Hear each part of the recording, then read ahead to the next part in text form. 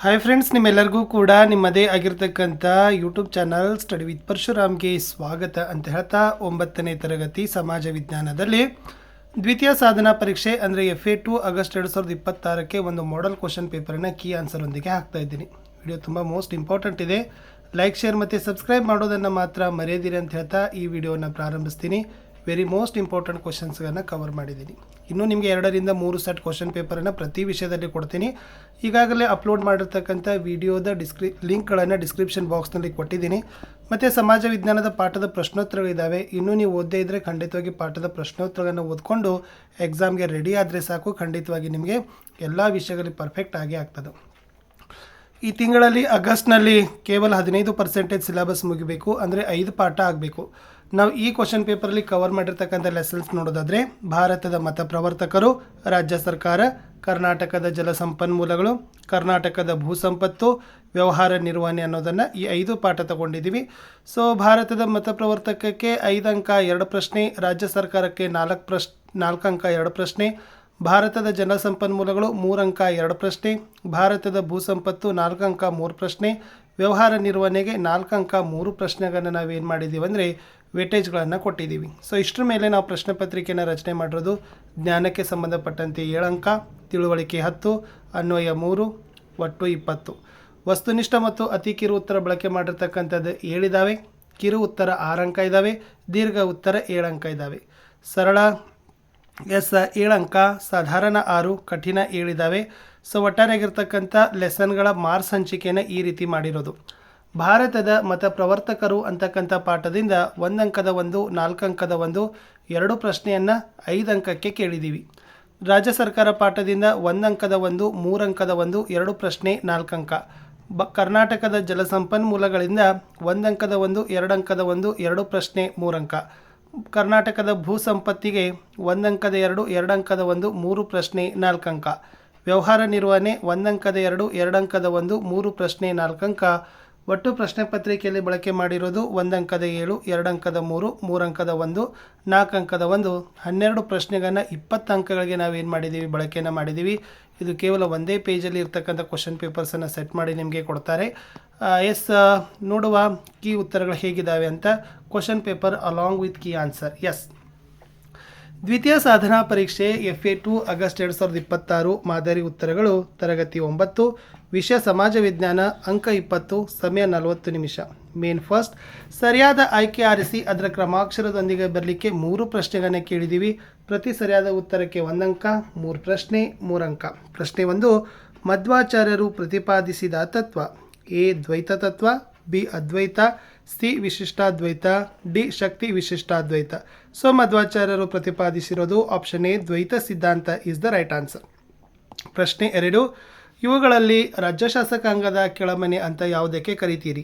A Lok Sabha, B ರಾಜ್ಯಸಭೆ, C ವಿಧಾನಸಭೆ, D ವಿಧಾನ ಪರಿಷತ್. ಸರಿಯಾದ ಉತ್ತರ ವಿಧಾನಸಭೆಯನ್ನು ನಾವು ಏನಂತೀವಿ? ರಾಜ್ಯ ಶಾಸಕಾಂಗದ ಕೆಳಮನೆ ಅಂತೀವಿ. ಆಮೇಲೆ ಸಂಸತ್ತಿನ ಕೆಳಮನೆ ಅನ್ನೋಂಥ ಕರೆಯೋದು ಲೋಕಸಭೆಗೆ, ಅದು ಕೂಡ ಗೊತ್ತಿರಲಿ.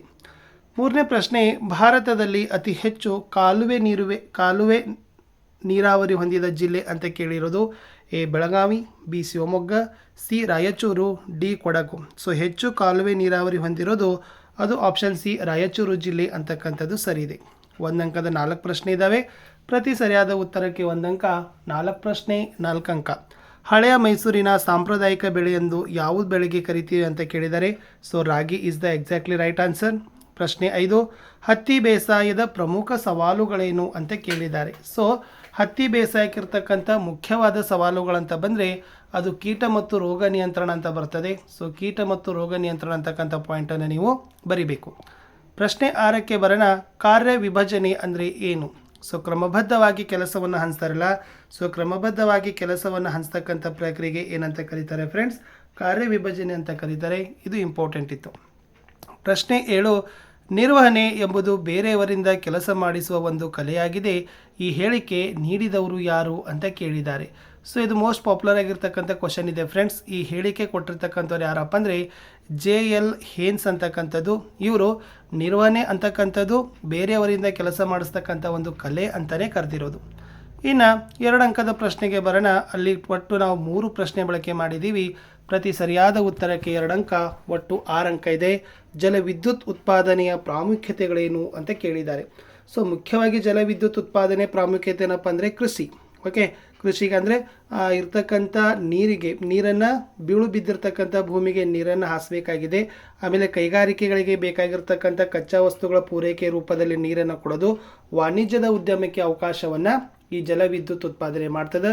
ಜೊತೆಗೆ ಮೋಸ್ಟ್ ಇಂಪಾರ್ಟೆಂಟ್ ಏನಪ್ಪ ಅಂದರೆ ಸಾಂಪ್ರದಾಯಿಕ ಶಕ್ತಿಯ ಕೊರತೆಯನ್ನು ಅದು ಏನು ಮಾಡ್ತದಪ್ಪ ಅಂದರೆ ನೀಗಿಸ್ತದೆ. ಇನ್ನು ಮುಂದಿನ ಪ್ರಶ್ನೆ, ವ್ಯವಸಾಯ ಅಂತಕ್ಕಂಥದ್ದು ಆರ್ಥಿಕ ಅಭಿವೃದ್ಧಿಯ ಬೆನ್ನೆಲುಬು, ಈ ಹೇಳಿಕೆಯನ್ನು ವಿಶ್ಲೇಷಿಸಿ ಅಂತ ಕೇಳಿದ್ದಾರೆ. ಇದು ಇಂಪಾರ್ಟೆಂಟ್ ಇತ್ತು, ಯಾಕಂದರೆ ಈ ವ್ಯವಸಾಯ ಅಂತಕ್ಕಂಥದ್ದು ಒಂದು ಪುರಾತನ ಮೂಲ ವೃತ್ತಿಯಾಗಿದೆ. ಇದು ಜೀವನಾಧಾರಿತವಾಗಿದೆ. ವಿದೇಶಿ ವಿನಿಮಯವನ್ನು ಹೆಚ್ಚು ಮಾಡ್ತದೆ, ಆದಾಯದ ಮೂಲದ ಕಚ್ಚಾ ವಸ್ತು ಪೂರೈಕೆ ಮಾಡ್ತದೆ, ವಿದೇಶಿ ವಿನಿಮಯ ಗಳಿಕೆ ಮಾಡ್ತದೆ, ಮತ್ತು ಆರ್ಥಿಕ ಪ್ರಗತಿಗೆ ಪೂರಕವಾಗಿರ್ತಕ್ಕಂಥ ಕೆಲಸವನ್ನು ಯಾವ್ದು ಮಾಡ್ತದಪ್ಪ ಅಂದ್ರೆ ವ್ಯವಸಾಯ ಮಾಡ್ತದೆ. ಸೊ ಹೀಗಾಗಿ ನೀವೇನು ಮಾಡಬೇಕಪ್ಪ ಅಂತಂದರೆ ಇದು ವ್ಯವಸಾಯ ನಮ್ಮ ದೇಶದ ಅದು ಬೆನ್ನೆಲುಬು ಅಂತಕ್ಕಂಥ ಪಾಯಿಂಟ್ಸನ್ನು ನೀವು ಏನು ಮಾಡಬೇಕಾಗ್ತದೆ ಅಂತಂದರೆ ಬರೆದ್ರೆ ಸೊ ನಿಮಗೆ ಅಂಕಗಳನ್ನು ಏನು ಮಾಡ್ತಾರೆ ಅಂತಂದರೆ ಕೊಡ್ತಾರೆ. ಇನ್ನು ಮುಂದಿನ ಪ್ರಶ್ನೆಗೆ ಬರ್ತೀನಿ. ಸೊ ಪ್ರಶ್ನೆ ಏನಿತ್ತಪ್ಪ ಅಂತಂದರೆ 10ನೇ ಪ್ರಶ್ನೆ, ನಿರ್ವಹಣೆಯ ತತ್ವಗಳಾವವು ಅಂತ ಕೇಳಿದ್ದಾರೆ. ಸೊ ನಿರ್ವಹಣೆಗೆ ಇರ್ತಕ್ಕಂಥ ತತ್ವಗಳು, ಒಟ್ಟು ತತ್ವಗಳು 10 ಇದ್ದಾವೆ. ಸೊ 10 ಕೂಡ ಏನಪ್ಪ ಅಂತಂದರೆ ಮೋಸ್ಟ್ ಇಂಪಾರ್ಟೆಂಟ್ ಆಗಿರ್ತಕ್ಕಂಥ ತತ್ವಗಳೇ ಇದ್ದಾವೆ. ಸೊ ಅದರಲ್ಲಿ ಫಸ್ಟ್ ನೀವು ನೆನಪಿನಲ್ಲಿ ಇಟ್ಕೊಳ್ತಕ್ಕಂಥ ಮೊದಲ ತತ್ವ ಬರೋದು ಕಾರ್ಯದ ವಿಭಜನೆ ಅಂತ ಕೇಳ್ತಾರೆ. ಸೊ ಕಾರ್ಯವನ್ನು ವಿಭಜನೆ ಮಾಡ್ತಕ್ಕಂಥದ್ದು ಕೂಡ ಒಂದು ಮೋಸ್ಟ್ ಇಂಪಾರ್ಟೆಂಟ್ ಆಗಿರ್ತಕ್ಕಂಥ ತತ್ವ. ಆಮೇಲೆ ಅಧಿಕಾರ ಮತ್ತು ಜವಾಬ್ದಾರಿ, ಶಿಸ್ತು, ಏಕರೂಪದ ಆದೇಶ, ನಿರ್ದೇಶನ, ವೇತನ ಕೇಂದ್ರೀಕೃತ ನಿರ್ವಹಣೆ ಬರ್ತದೆ, ಹಂತ ಸರಪಳಿ ಇದೆ, ಕ್ರಮಸಮತೆ, ಅಧಿಕಾರದ ಸ್ಥಿರತೆ, ನೇತೃತ್ವ ಮತ್ತು ಒಗ್ಗಟ್ಟಿನಲ್ಲಿ ಬಲ. ಇವೆಲ್ಲ ಏನಪ್ಪ ಅಂತಂದರೆ ನಿರ್ವಹಣೆ ಹೊಂದಿರತಕ್ಕಂಥ ಮುಖ್ಯವಾಗಿರ್ತಕ್ಕಂಥ ತತ್ವಗಳು. ಇನ್ನು ಕೆಳಗಿನ ಪ್ರಶ್ನೆಗಳನ್ನು ನೀವು 6 ವಾಕ್ಯ ಅಥವಾ ಅಂಶಗಳಲ್ಲಿ ಉತ್ತರಗಳನ್ನು ಕೊಡಬೇಕು.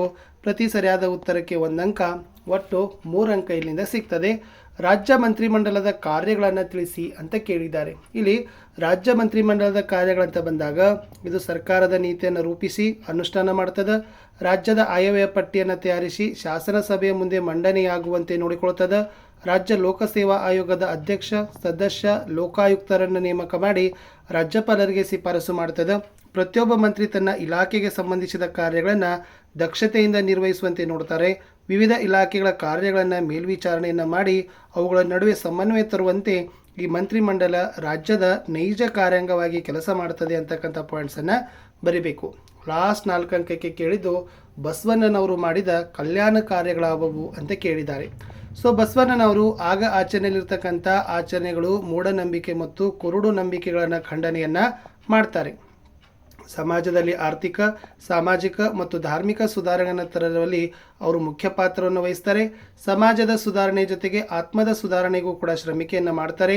ದೇಹವು ದೇವಾಲಯ ಮತ್ತು ಅರಿವೇ ಗುರು ಎಂಬ ಪರಿಕಲ್ಪನೆಯೊಂದಿಗೆ ಇಷ್ಟಲಿಂಗ ರೂಪದಲ್ಲಿ ಏಕದೇವರ ಕಲ್ಪನೆಯನ್ನು ಪ್ರತಿಪಾದಿಸ್ತಾರೆ. ಅವರು ಕಾಯಕ, ದಾನ ಮತ್ತು ಇಷ್ಟಲಿಂಗದಂಥ ಹೊಸ ಪರಿಕಲ್ಪನೆಗಳನ್ನು ಹೊರತರ್ತಾರೆ. ಶಾಶ್ವತವಾದದ್ದು ನಾಶವಾಗ್ತದೆ, ಕ್ಷಣಿಕವಾದದ್ದು ಉಳಿತದೆ, ದೇಹ ಶಿವನ ವಾಸಸ್ಥಾನ ಅಂತ ಹೇಳಿದ್ದಾರೆ. ಬಸವಣ್ಣನವರು ಕಾಯಕ ತತ್ವವನ್ನು ಒತ್ತಿ ಹೇಳಿದ್ದಾರೆ, ಕೆಲಸದ ಸಂಸ್ಕೃತಿಯ ತತ್ವವನ್ನು ಎತ್ತಿ ಹಿಡಿದಿದ್ದಾರೆ. ಕೆಲಸದಲ್ಲಿ ಯಾವುದೇ ಮೇಲು ಅಥವಾ ಕೀಳು ಇಲ್ಲ ಅಂತ ಘೋಷಿಸಿದರು. ಈ ದಾಸೋಹ ತತ್ವದ ಮೂಲಕ ಸಂಗ್ರಹಣೆ ಸಂಸ್ಕೃತಿಯನ್ನು ತೆಗೆದುಹಾಕಲಿಕ್ಕೆ ಪ್ರಯತ್ನವನ್ನು ಮಾಡ್ತಾರೆ. ಮಹಿಳಾ ಸ್ವಾತಂತ್ರ್ಯ ಮತ್ತು ಸಮಾನತೆಯನ್ನು ಪ್ರಚಾರ ಮಾಡ್ತಾರೆ. ವಚನಗಳನ್ನು ರಾಷ್ಟ್ರದ ಆಧ್ಯಾತ್ಮಿಕ ಬೆಳವಣಿಗೆ ಮತ್ತು ಕಲ್ಯಾಣದ ಹಿನ್ನೆಲೆಯಲ್ಲಿ ಬರೆಯಲಾಗಿದೆ. ವಚನಕಾರರ ಸಮಾಜದ ಲೋಪದೋಷಗಳನ್ನು ತೋರಿಸಲು ಪ್ರಯತ್ನ ಮಾಡಿದ್ದಾರೆ, ಜನರಲ್ಲಿ ಜಾಗೃತಿಯ ಭಾವವನ್ನು ಮೂಡಿಸಿದ್ದಾರೆ ಅಂತ ಬರೆದ್ರೆ ಸಾಕು. ಇಷ್ಟಿತ್ತು 9ನೇ ತರಗತಿಯ ಸಮಾಜ ವಿಜ್ಞಾನದ ಮೊದಲ ಸೆಟ್ನ ಪ್ರಶ್ನೆ ಪತ್ರಿಕೆ. ಇನ್ನೊಂದು ಸೆಟ್ನ ಪ್ರಶ್ನೆ ಪತ್ರಿಕೆಯೊಂದಿಗೆ ಸಿಗ್ತೀನಿ. Good luck.